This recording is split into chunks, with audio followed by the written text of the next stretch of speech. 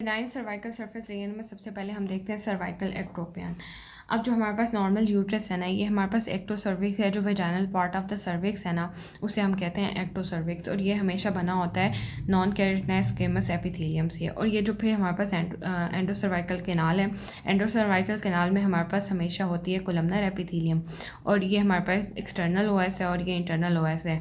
अब इन दोनों के जंक्शन पे जहाँ पे स्क्वेमो कोलमनर एपिथेलियम है, इसे स्क्वेमो कोलमनर जंक्शन कह देते हैं।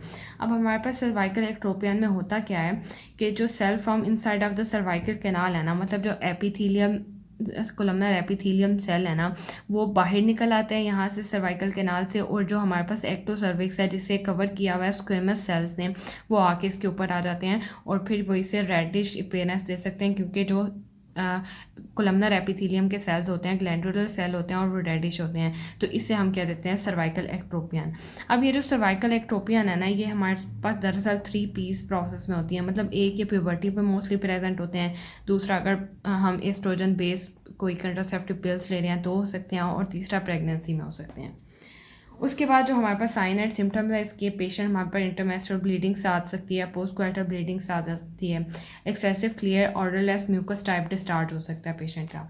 अब फिर हम पेशेंट में इसमें इन्वेस्टिगेशन में क्या कराते हैं, हम सर्वाइकल और लोअर जेनिटल स्वैब कराते हैं। अगर फॉर एग्जांपल वहाँ कोई क्लेमाइडियल इन्फेक्शन है या सेक्सुअली ट्रांसमिटेड डिजीज़ है तो हमें फौरी तौर पर पता लग जाए, या अगर वो हमें मेलिग्नेंसी की तरफ डायरेक्शन दे रही है तो हम उसका फौरी तौर पर मैनेज कर लें।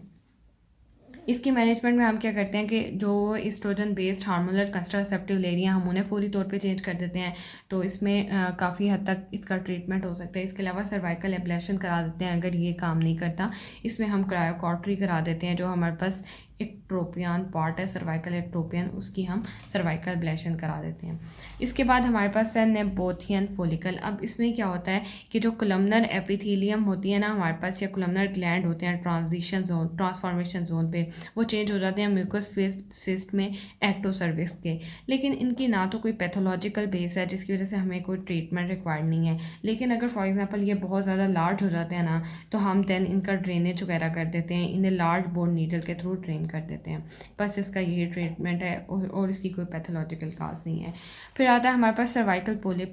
अब हमारे पास जो सर्वाइकल पोलिप होते हैं ना, ये बेनाइन ट्यूमर्स होते हैं arise from the endo cervical epithelium.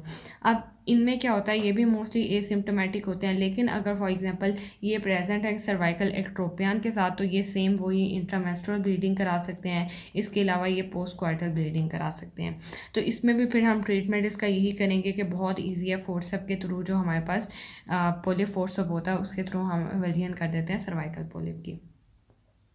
Last पे आता है हमारे पास सर्वाइकल स्टेनोसिस। इसमें क्या है, ये पैथोलॉजिकल नैरोइंग हो जाती है ऑफ द सर्विक्स की, सर्वाइकल कैनाल की पैथोलॉजिकल नैरिंग हो जाती है।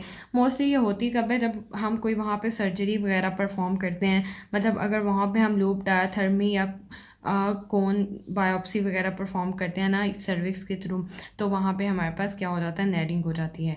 और अब ये कॉज क्या कराती है, साइक्लिकल डिस्मेनोरिया कराती है, लेकिन वहाँ पे कोई मेंस्ट्रुअल ब्लीडिंग नहीं हो रही होती, क्योंकि सर्वाइकल कैनाल जो होती है ना वो बहुत नैरो हो चुकी होती है। इस वजह से ब्लड जो होता है वो इकट्ठा हो जाता है यूट्रस में, जिसे हेमाटोमेट्रा कहते हैं।